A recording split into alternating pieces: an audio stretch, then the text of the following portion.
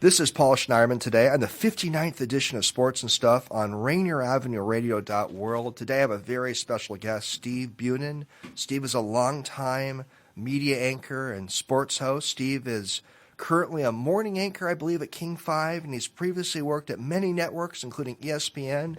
Before I go further with this interview, I want to recognize my engineer today, Daniel Billis. Daniel is also the host of the Fresh Juice Show at Rainier Avenue Radio. Daniel does a lot of good work at our station. Let me give a little background, Steve, before I get to you about what's going on at RainierAvenueRadio.world. We're on the World Wide Web, based in Seattle. Our sports department has shows hosted by yours truly. Rick Dupree hosts a show, One-on-One with Duke, Granville Emerson, Ronald Laurent. Our co-host of a fun show, Lidline Sports. Masvita Marari is a host of a show, Seattle Sports Weekly. Pat McCarthy and Masvita also host a show on the Seattle Metro Sports Conference. Mark Bryant has a fitness-based show. So let me throw a little plug to my Rainier Avenue Radio sports colleagues. There's also a lot of news shows here, music shows, all sorts of shows on Rainier Avenue Radio. Good stuff going on here. My Sports and Stuff show has been around now for over 2 years. A lot of my interviews are on my law firm website, plslawoffices.com. Many are on Mixcloud, where to continue to upgrade the archives. You can follow me on Twitter and on Facebook. Well, Steve, let me get back to you for a minute. Steve grew up in Mercer Island. Steve Bunin is currently, as I mentioned earlier, the morning anchor at King 5 TV in Seattle. From 2003 through 2012, Steve had a run at ESPN where he anchored a variety of shows, including Outside the Lines, Sports Center, and College Football Live. Baseball Tonight. Gosh, the list goes on what Steve did at ESPN. Steve was also lead anchor in Houston for ComcastSports.net. Emmy Award-winning broadcaster. Steve also grit his teeth and got experience in some other smaller markets such as Lansing, Michigan, and Syracuse, New York. Steve's a graduate of Syracuse University. Well, Steve, today we're going to learn more about your career and have a conversation about a whole bunch of sports and media topics. Steve, thank you for coming on Sports and Stuff on Rainier Avenue Radio. Thanks so much for having me, man. That's a lot to live up to. And for all the stuff you guys do on the site, fantastic. No, I'm super thrilled to be a part of it, and I'm all yours, whatever you want to ask. Well, honored to have you as a guest, Steve, and I know this is applicable to you. Happy New Year, and I hope you've had a good Rosh Hashanah. Thank you. You too as well. I got to say, I did a little segment. I started doing these about a year and a half ago here on King 5.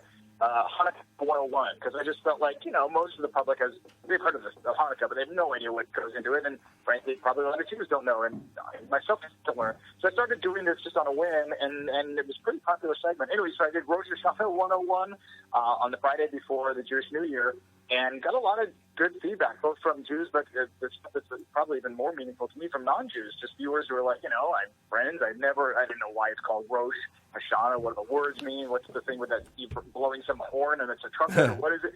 So just kind of to me, the ABCs of Rosh Hashanah has been a lot of fun, and it's kind of a rewarding thing to do, to dive into, especially in an area where people get really tense and anxious around religion and talking about religion. And I feel like I'm not process. I'm just a little education here, and that I would benefit if I had for religions I was, kind of in the dark about. And Jews make up, I think, 1% of the population in Washington State, so it's sizable, but not that big. So it's an opportunity to give a little, 9-second bite-sized version of the ABCs of Rosh Hashanah, and got a kick out of it. And then even in a synagogue, and I go to a modern Orthodox synagogue, so it's kind of, a higher level of general knowledge, and the people there weren't turned off by it either. So I was proud to kind of thread that needle between appealing to the 99% of people who have no idea about it, and then the 1% of the 1% who are Orthodox in my sort of daily world, who, I don't want to dumb it down to a point where they feel insulted. So I was kind of proud of that, actually. Happy New Year to you, too. That's a long way of saying Shana Tova. There you go. A lot of education there that you're providing people in many communities. And I did see your Hanukkah segment a year or two ago, and that was well done on King 5. Well, Steve, you grew up... Any excuse to spin dreidels on a news desk, to me, you got to take advantage of that. Only in America. I like it. Steve, you grew up in Mercer Island, the son of a physician. Why don't you share with us for a minute how you got the media bug? And my next question for you, which you can package together here in your answer if you want. If you did not go into a career in media, what career do you think you would have chosen? So it's good questions to be intertwined. So for one... I got the bug because I've always, I think, been really curious and really pretty comfortable on stage, so to speak, or in front of a crowd. And although I loved sports and continue to love sports, I realized, middle school that I was not going to be the next Spike Owen or the next Freddie Brown or the next, Jim Zorn. It just wasn't in the cards for me. I loved it. I'm pretty good at sports, but for a normal human, not for a true athlete, professional athlete. And so broadcasting was just a way to sort of to think about, being in sports, specifically at that time in my life, as a teenager, be in sports and do something that I love, and something that I think I'm pretty good at, talking and interviewing and writing. Those were all strengths of mine, even as a fifth, sixth grader. And so that's probably when I got the bug, was as a preteen.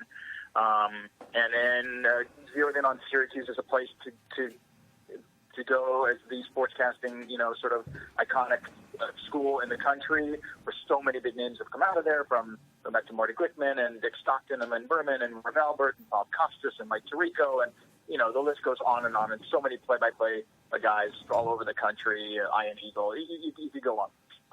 So I was really zeroed in on sportscasting as a career, and then Syracuse as a young teenager, and then in high school. I only applied to one college. It's very driven. I'm very much a write a goal down, long-term, medium-term, short-term goal kind of guy, and trying to make everything work so that I would ensure myself to get into Syracuse, and then I did. And then what do I do to ensure I'm at the top of the cream of the crop of all the kids who want to be the next Bob Costas? And tried to do what I could there at the student campus radio station and TV station. So super in line, and that kind of answers the second question, which is I never really had a backup, and I think it actually helped me because I faced a ton of rejection. I went to this great school and came out, distance firing. I, had a lot of unemployment.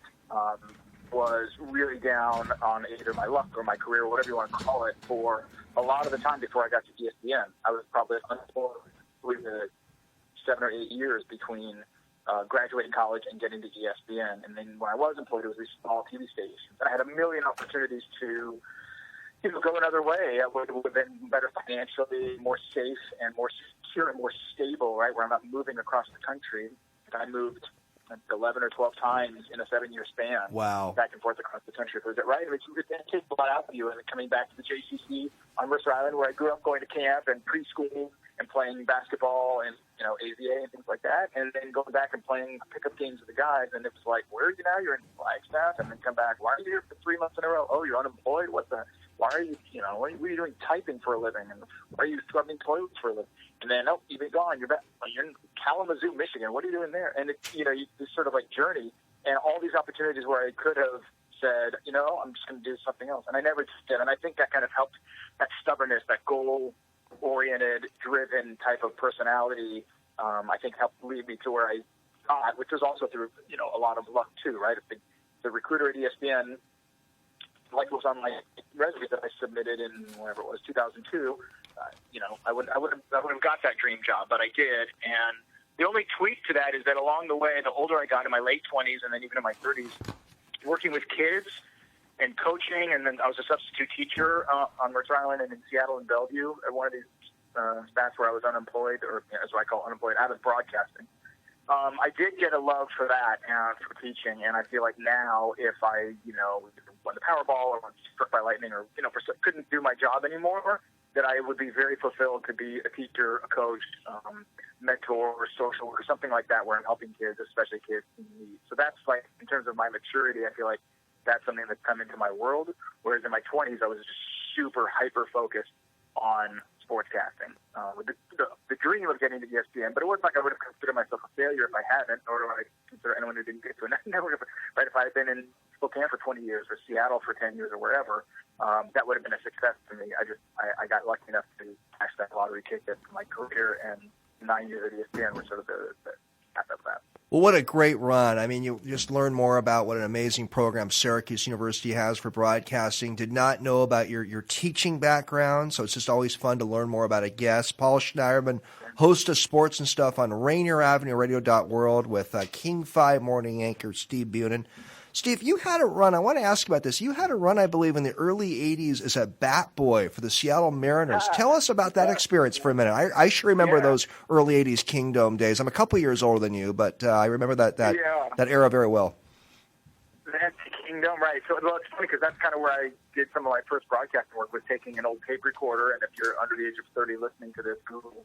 But, going to the empty stands in the Kingdome in the 300 section in right field, and I would have my lineup cards of Alvin Davis and Spike Owen and Bill Bradley and Jim Presley and those Dave Valley and those teams, and I would do my little Mariners up 3-1, fourth inning coming back to the Kingdom. Like that was kind of a start for me, and I'd listen to it and be like, wow, my voice sounds before it even changed. My voice tape than it does when I speak it. Like that was a lesson for me early on. So I just love the Mariners all the way through, but.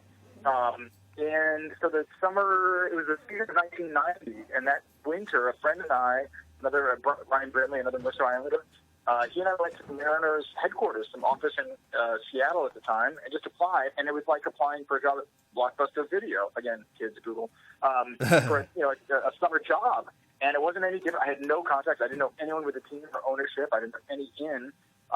But they called us back for an interview, me and Ryan, and then there were like 10 other kids. Already I feel like I'd won the lottery because I was walking into the Kingdom in, January or something. And I'm just, here I'm in next to the lockers of my idols, right? And they sat all of us down to interview. And the only thing I really remember was asking for they asked for show of hands. I remember, we're all sitting in the clubhouse, like 10 or 15 of the teenagers, and they say, do you collect cards? And I have to admit, here on your podcast, it was a little bit of a white lie that I was never a hardcore card collector, but I was like 14, 15, 16 years old. I collected baseball cards. I did as well. But I said no. I said no because I felt like I realized they were trying to eliminate kids who would be there just as autograph seekers, right? I knew one of the privileges of being there, you get to be up close with the players, but I had this, kind of good feeling that they didn't want kids who were just so starstruck that they would be asking for autographs all day because the players disappeared eventually.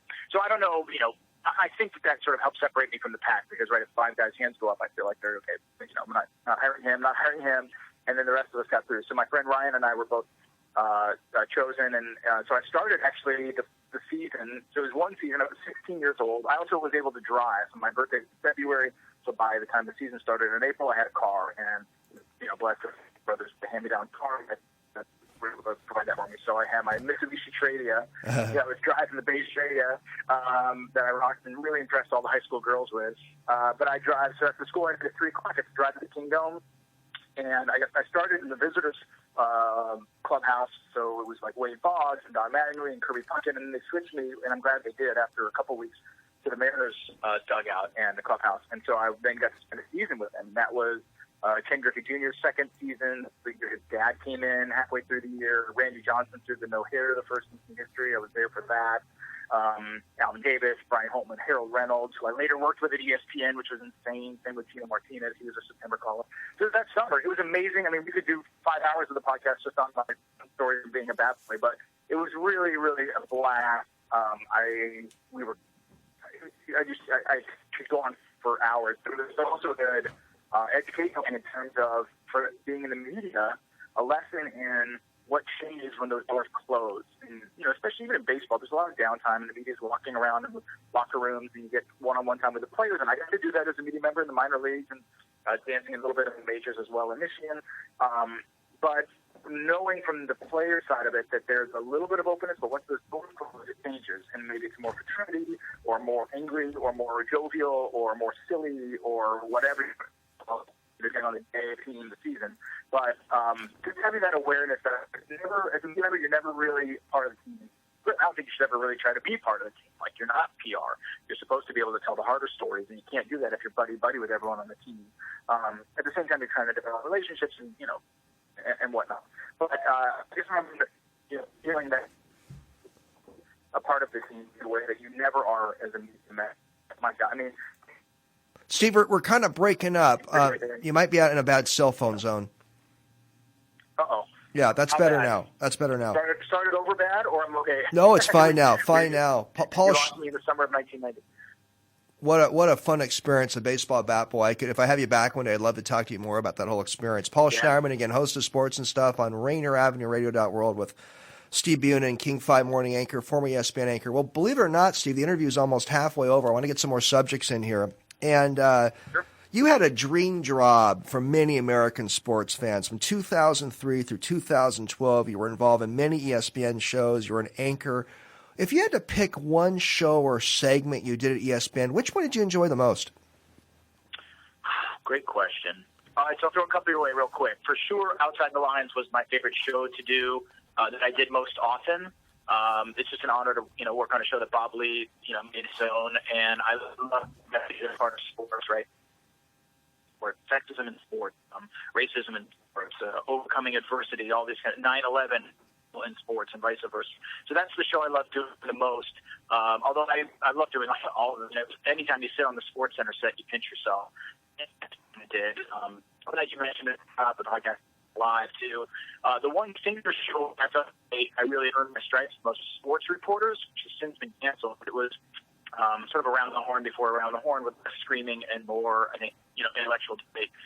I had to substitute on a little set. Noticed John Saunders was the normal host, and I think he'd been a visitor on his way in, couldn't do it, and they bring me in. It was like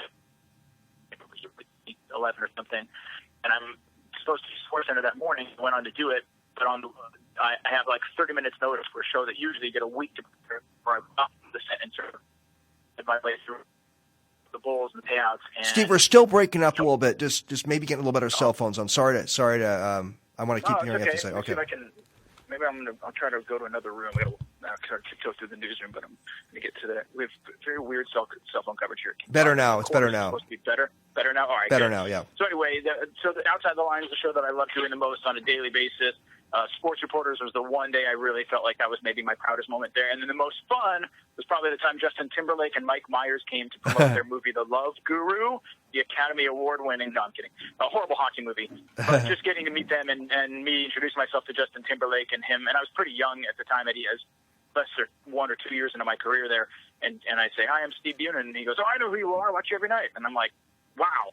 My life has changed in a way that 2 years ago I was in Kalamazoo, and now Justin Timberlake knows who I am. Isn't that something? Not that he are Facebook buddies, but nonetheless, it was a really big pinch me moment. So those are some of the top moments, if I had to name them. Steve, you just mentioned Justin Timberlake, and you've met many, many famous people. You've interviewed many famous people. Who's a famous person that you have not interviewed that you'd love to interview?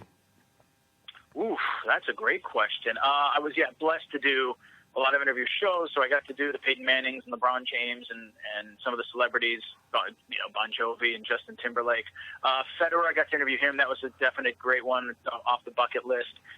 Someone I did, I never interviewed Steve Largent, which would have been a total dream because he was my hero growing up. I have had the chance to meet him and spend an evening with him, and that was unbelievable. And that's the time I was most nervous. I've been blessed to get to interview all these guys. You get a little bit numb to it. You don't get as nervous. But when I met Steve Largent, I was literally shaking as if I was 11 years old. I got to interview Costas. That was a total. He was my idol in terms of sports casting. So those are two guys that were at the top of the list. But Largent is the one guy I haven't interviewed formally that I would love to do sometime. I take it back. I interviewed him on the radio show that I used to do, but on TV, that's the one I haven't done yet that comes to mind. A lot of big names there. Paul Schneiderman, host of Sports and Stuff. You're just tuning in with Steve Bunin on RainierAvenueRadio.world. Steve is a King 5 morning anchor, long-time career, been at ESPN, many networks. You have worked with many prominent broadcasters. One broadcaster I believe you worked with is the late Stuart Scott. Many fans identify with Stuart. He was very legendary, and particularly in the African-American community. What was it like working with Stuart Scott, Steve? Yeah, so I did get to work side by side sort of my entire time I was there, 9 years. Although we never did a show together, so I didn't have the experience of sitting next to him like with Greeny, Mike Greenberg. I got to do that. So I know how much people there loved him, and I know how much people there respected him.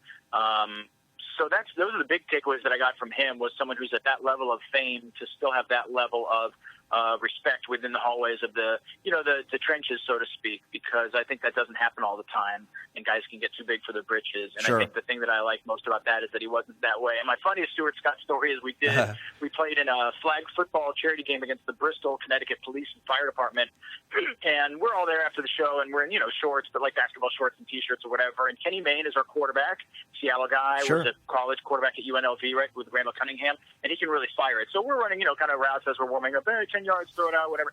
So Stuart comes in literally as if he's racing from the parking lot, full spandex, skull cap all the way down to like full leggings before any guys wore that. Full, long sleeve shirt. He's got the gloves on, cleats, other than shoulder pads and a helmet and everything on. And he sprints onto the field and he goes, something like, Kenny, 15-yard out. Hit me. Runs his 15-yard out. Kenny fires the ball to him, and he drops it. And he had as good a time with us laughing about it as anybody else. That's my best Stuart Scott story right there. Fun story. Well, Stuart Scott was known as a down-to-earth guy, and I liked the little insights you shared about him. Paul Schneiderman again on sports and stuff on Rainier Avenue Radio with Steve Bunin. Got a couple minutes left. Steve, I read that in 2012, this is really cool, you received the Volunteer Service Award from President Barack Obama for your volunteer efforts primarily with at-risk teens. Tell us a little bit about that award, and did you meet President Obama? So I would love to say that I did, but I didn't. I did attend his initial inauguration. I drove down from Connecticut for that. That was pretty cool, and I got to attend one of those balls. So I saw him from 10 feet away, but I never met him. That was a certificate that I got. It is signed by him. For this work that I did, it's funny because in my career, I was traveling all over the place and moving all the time, and I had a hard time connecting early in these communities, and I started to coach youth basketball. Happened to do a couple kids on my team were in a pretty rough situation on their home front, and the mom asked if I could just sort of mentor, hang out with them a little bit, and it just planted the seed in me. And then ever since then, so for now it's been 25 years or so, working with at-risk kids, mentoring them, as well as coaching youth basketball, high school basketball, things like that. And then somebody asked one time, hey, log all the hours you can do, and I logged in some kind of, thousands of hours. And so that was what the award was for putting forth, so much of an effort. And I'm so proud of the work. All these kids, I love them. They're all still like family to me. So it would have been super cool to meet President Obama, but honestly, the work that I did with the kids, I don't need a certificate for it. I'm glad to have it. But honestly, that's a huge part of my life that really fulfills me as a human is trying to get in contact and, benefit from them as much as they benefit from me. Well, you certainly inspired me, Steve, with your words. I did the Big Brothers program one year. There's a lot more I could do to help at-risk kids, and it's really neat what you had to share for the listeners. So, Steve, you've been at King 5 now, I believe, for a couple of years, and how do you like the transition from being a local news anchor versus pretty much an all-sports anchor? So I love it. I'm always going to love sports, and it's always going to be in my blood. But as I got about halfway through my time at ESPN, I realized that I was more drawn to the investigative stories, the outside-the-line stuff that really transcends sports and goes into more news in sports. So I'm always thrilled to do a Seahawks-Broncos breakdown, but I find myself more kind of intellectually turned on by the deeper stories. So at that point, I had a little bit of a seed of, hey, it's going to be a transition to news. And then went to Houston for a sports gig, but the network there went bankrupt. And so then I had another opportunity, and if I was going to make a move, I felt like that was the time to then transition to news. Long story short, the opportunity came up here at King 5 about a year and a half after that all fell through in Houston, and it was perfect because I get to come home. It's my hometown. I know how to say Stillicum. I know how to say Yakima. That was a fit, and I feel like I have a good idea of the fabric that makes up Seattle. But at the same time, I had lived all over the country for 20 years, so I sort of missed this boom of Amazon and Microsoft and Expedia and Google and all that.